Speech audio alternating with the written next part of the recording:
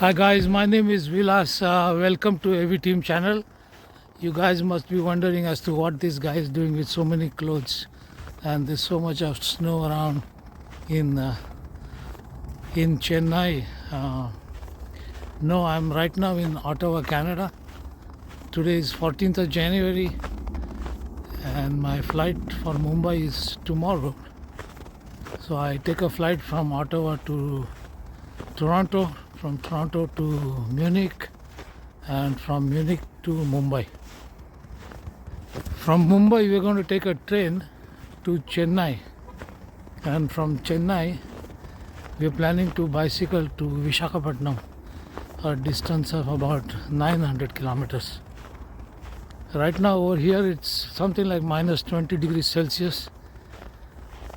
With the wind chill I do not know, it could be minus 25. When I land in Mumbai, it's going to be plus 30, 35, I don't know. And Chennai is always a warm place. Also, it's near the ocean. It's very humid. So, it could be what? 38, 39, 40, I have no idea. So, it's going to be a different experience.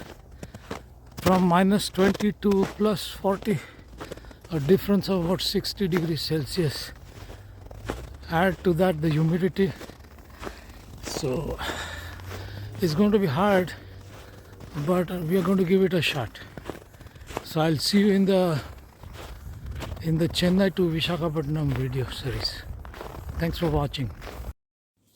As soon as I reached home in Dombivli, I cleaned up my bicycle. Did a few small rides in and around my hometown to get acquainted with the local traffic. For all my bicycle rides in India, except for the Mumbai-Goa ride, I used my Bergamont Helix 1.5i. This happens to be the most basic bicycle that Bergamont makes, but it suits the kind of bicycling that I do. She has already done about 2500 kilometers in the past 3 years. After spending a few days in and around Mumbai, I was kind of acclimatized.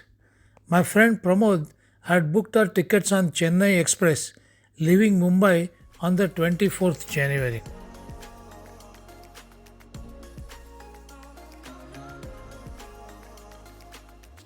The train was on time, and after making sure that my bicycle got loaded onto the same train, I ran to my compartment just in time. Our co-passengers were a group of 9. 4 of them were doctors, others were businessmen. Most importantly, they were a fun group and a great company. सोने जैसे बालिक तू ही धनवान है कोई बाकी सब कंगाल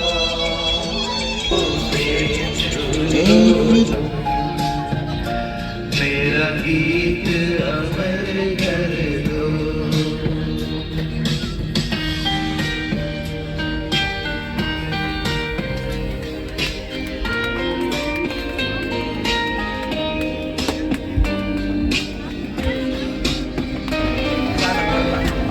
तुझे बिन जाने बिन पहचाने.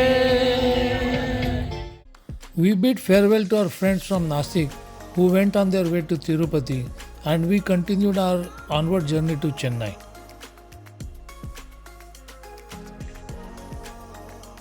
Before leaving for Chennai, I was in touch with my good old friend Venkatesh.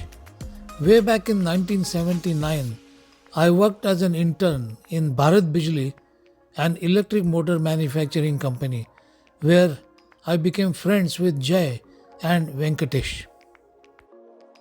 Venkatesh was already at Chennai railway station to greet us. Pramod got a ride with Venkatesh on his scooter, and I followed them on my bicycle to the hostel in Anna Nagar. This hostel is called Zostel. I will be sharing further details on my hostel and accommodation experiences in the final video of this series.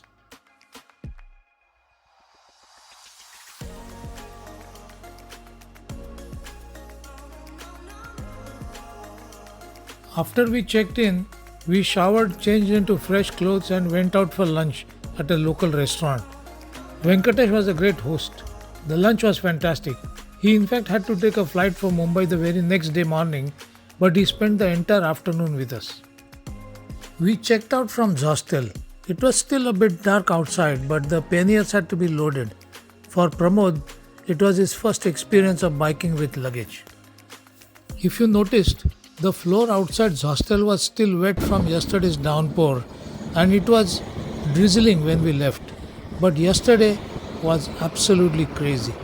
After Venkatesh left, it started to rain. He must have just reached home and it started to pour so heavily that the streets got flooded in no time. Pramod didn't bring his raincoat, assuming that it would not rain in the month of January. I had one flimsy raincoat that I offered to him, and he went out in that heavy rain to get his bicycle. By the time he came back, he was soaked to the bone. Pramod had booked a bicycle in advance of this journey in Chennai and had assumed it would be ready for pickup when we arrived. Unfortunately, the employee with whom he spoke was on vacation and no one else in the shop was aware of this deal. In that situation, Venkatesh again came to our rescue to communicate in Tamil, the local language, on our behalf, and the bike then got assembled just in time for the journey that you are seeing now. It was not too difficult to get out of Chennai that day, being a national holiday. The traffic wasn't bad. We were doing okay considering the hot and humid weather. Pramod was enjoying his brand new Bergamot Sweep 3i bike. I was very slowly getting used to the heat, humidity and traffic. Also, I was absolutely out of practice. In the last entire year, I had perhaps done not more than 50 kilometers of cycling. Today, we plan to reach Sullurupeta, a small industrial town in Andhra Pradesh that is about 83 kilometers from Chennai. Chennai is in the state of Tamil Nadu and Sullurupeta in Andhra Pradesh.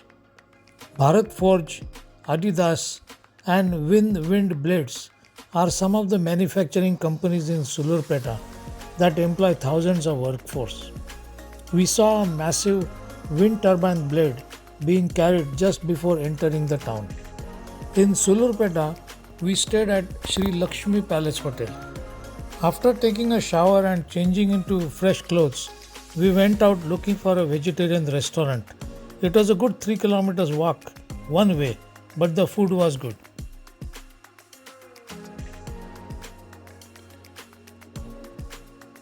January 27th. It was time to say goodbye to our hotel, but before that, we both took showers, wrapped up our pannier bags. Every day after reaching the hotel, we got to wash our clothes and dry them before we leave. Drying them is not too difficult considering the temperatures easily touch 35 degrees Celsius and all our bike clothing is of quick dry material.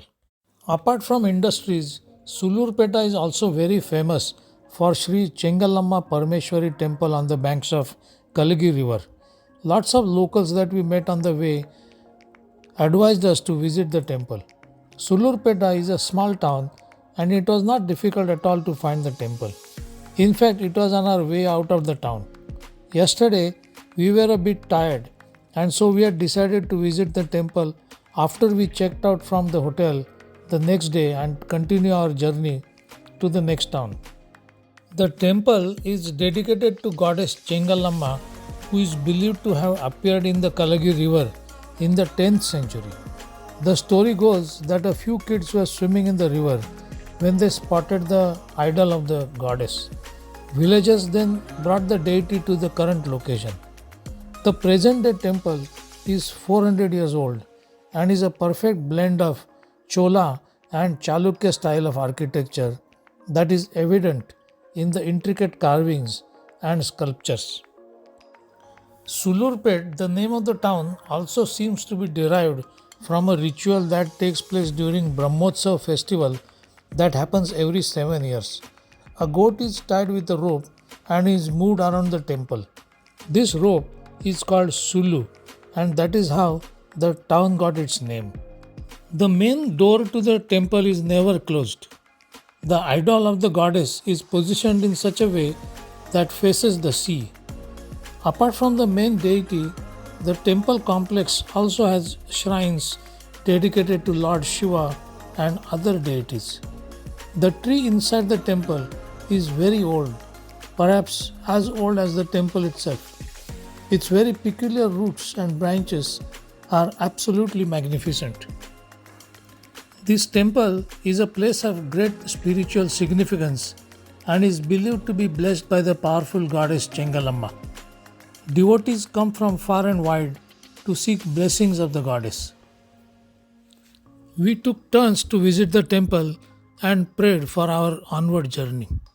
In my past 3 years of cycling in India and mostly solo, I didn't experience any thefts. But this time around, we are cycling together. While one is inside the temple, the other can look after the bicycles and belongings. There is no need to lock bicycles and worry about any thefts, etc. Today, we had planned to go up to Gudur, a distance of about 70 kilometers, so there was no rush. We pedaled at a steady pace. After about 20-25 kilometers, I saw a signboard that said Nellapattu Bird Sanctuary. We had not planned to visit it, but since it was only about 8 kilometers of detour one way, we decided to take a look. On a single road with rice fields on both sides, the ride was perfect, but there was no sanctuary. We turned back and hit the highway again. It was getting very hot for me. I was feeling tired. After another 20 odd kilometers of riding in the hot sun, we saw another signboard for the sanctuary. Pramod was very keen to visit. I was reluctant because I was tired, but we decided to give it another try. This time around, we consulted a couple of young boys on the way and found the underpass that ultimately led us to the sanctuary. Entry ticket is 50 rupees. On that day and time, we were just the two of us to visit the sanctuary. Just before the actual nesting sites, there is a bicycle parking area. After about a kilometer of walk, there were a few sighting places. Nellapattu Bird Sanctuary is renowned as one of the largest breeding grounds for pelicans. Active from November to March, it hosts thousands of migratory birds, including flamingos and storks. We were not carrying any camera with telephoto lenses, so the photography options were limited, but we did the best we could.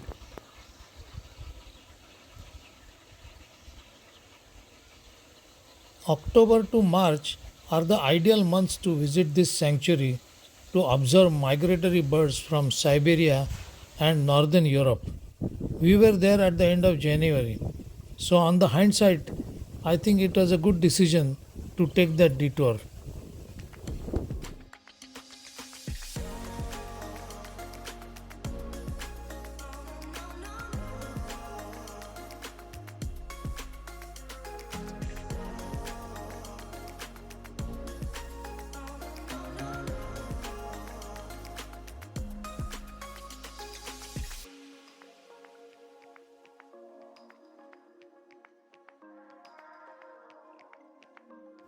We rested a bit under the trees in the sanctuary before we got back on the highway NH16 to go towards Gudur. Just before getting to Gudur, we stopped at a petrol pump to refill our water bottles. Across the street, we saw a big hotel building. It was looking expensive. Typically, we avoid staying in very expensive hotels. But if this hotel was around 2000 rupees, we would love to stay here. We took a chance. Earlier they gave us a price of 2500, but with a little bit of negotiation, the manager accepted to accommodate us for rupees 2000. The wedding season was over and the hotel was almost empty. Rooms were big and air conditioned. Bathroom was very clean as well. 28th January, leaving Hotel Kinera at about 7:30 am. The restaurant at our hotel was not open when we left, but we decided to leave and have our breakfast on the way. It was a good decision. We had one of our best breakfasts at Sampurna Tiffins. Pongal, idli and vada was fantastic. One other thing we learned that day was if you order idli vada, it does not come with sambar. One has to order sambar idli or sambar vada. Only then they come dipped in steaming hot sambar.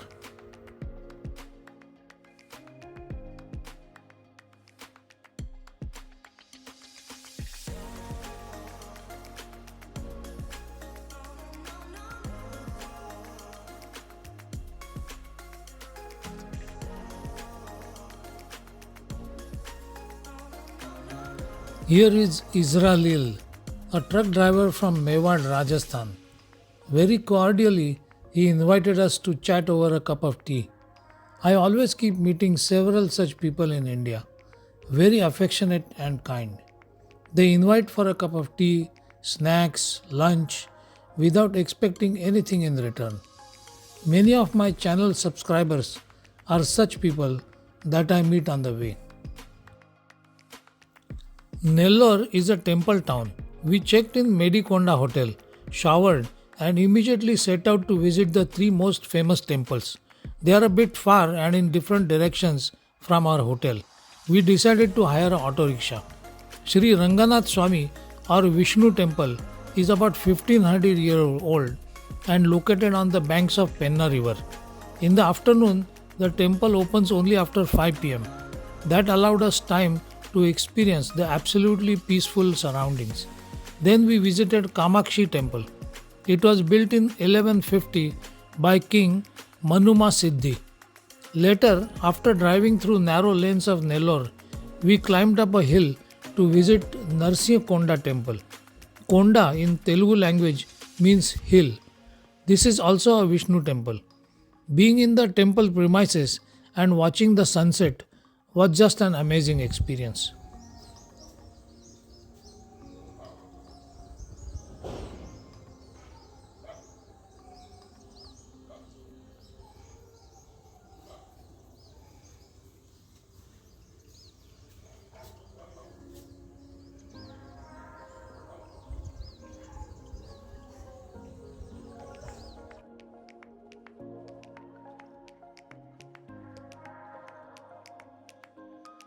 How did you like this video? Your comments are very welcome. Please like, share and subscribe. And as always, thank you for watching.